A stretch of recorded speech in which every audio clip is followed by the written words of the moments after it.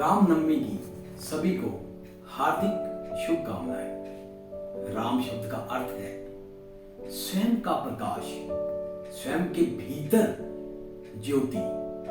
राम ही ईश्वर है, ईश्वर का नाम है, जो धरती पर 9500 वर्ष पूर्व आज ही के दिन अवतरित हुए थे। रामनवमी पूरे भारतवर्ष में मनाई जाती है। यह बहुत ही पवित्र दिन है। राम नाम का प्रभाव इतना अधिक है कि हजारों वर्षों बाद आज भी भगवान राम अपनी सच्चाई के लिए जाने जाते हैं। भगवान राम आदर्श व्यक्तित्व के प्रतीक हैं। सभी भारतीयों ने श्री राम के आदर्शों को खूब समझा, परखा है। श्री राम का पूरा जीवन आदर्शों, संघर्षों से भरा पड़ा है। आज प्रभु श्री राम पर लिखी हुई भारत के मशहूर कवि संदीप द्विवेदी जी की एक कविता मुझे याद आ रही है, जो बहुत प्रेरणादायक है। आज के हालातों से हर इंसान प्रभु श्री राम जी से कैसे प्रेरणा ले सकता है। उन्होंने कहा, बोलो कहां तक टिक सकोगे यदि राम सा संघर्ष हो। सहली सारी यातना पर कर्तव्य सर्वोपरि रखा। त्यागशील संकल्प को जिस तरह जीवित रखा।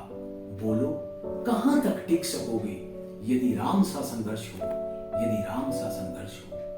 कल मुकुट जिस पर साज ना था, कल मुकुट जिस पर साज ना था, अब उसे सब कुछ त्यागना था। निर्णयों के द्वंद से एक बालपन का सामना था। कितने बालक थे उस समय, छोटे थे वो। वचन भी था थामना, आदेश भी था मानना। वचन भी था थामना, आदेश भी था मानना। तब इस तरह सोचो स्वयं को, धर्म पर तुम रख सकोगे। बोलो कहां तक टिक सकोगे यदि राम सा संघर्ष हो, यदि राम सा संघर्ष हो। प्रजा तो बस राम की थी, प्रजा तो बस राम की थी, दुनिया उसे तो जप रही थी। वचन ही था तोड़ देता, धर्म ही था छोड़ देता। पर पीढ़ियां क्या सीख लेंगी, राम को चिंता यही थी। पर पीढ़ियां क्या सीख लेंगी, राम को चिंता यही थी।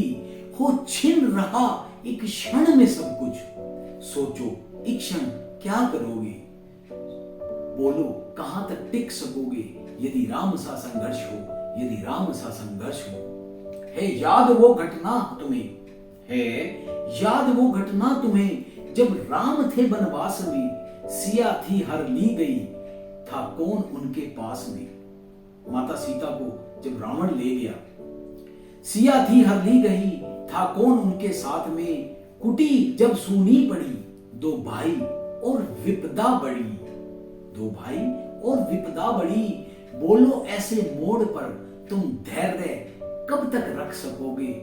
बोलो कहां तक टिक सकोगे यदि राम सा संघर्ष हो, यदि राम सा संघर्ष हो। कितनी बड़ी बात है। वह तो स्वयं भगवान था, वह तो स्वयं भगवान था, पर कहां उसे अपने पर मान था। किरदार भी ऐसा चुना, किरदार भी ऐसा चुना, जिसमें सिर्फ बलिदान था। मर्यादा के प्राण थे, मर्यादा के प्राण थे, रघुवंश के अभिमान थे। श्री राम के अध्याय से एक पृष्ठ हासिल कर सकोगे। बोलो कहां तक टिक सकोगे यदि राम सा संघर्ष हो, यदि राम सा संघर्ष हो। कितना संघर्ष प्रभु श्री राम ने लिया। व्यथा इतनी ही नहीं है, व्यथा इतनी ही नहीं है, कथा इतनी ही नहीं है।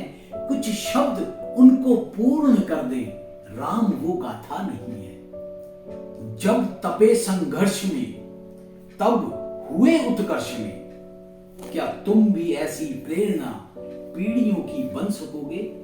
बोलो कहां तक टिक सकोगे यदि राम सा संघर्ष हो, यदि राम सा संघर्ष हो। आज के हालातों में यह कविता हमारे अंदर एक ऊर्जा का काम करती है। इससे हमें पता चलता है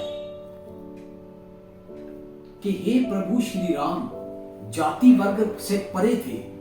नर हो या वानर हो या दानव, सभी से उनका करीब का रिश्ता था।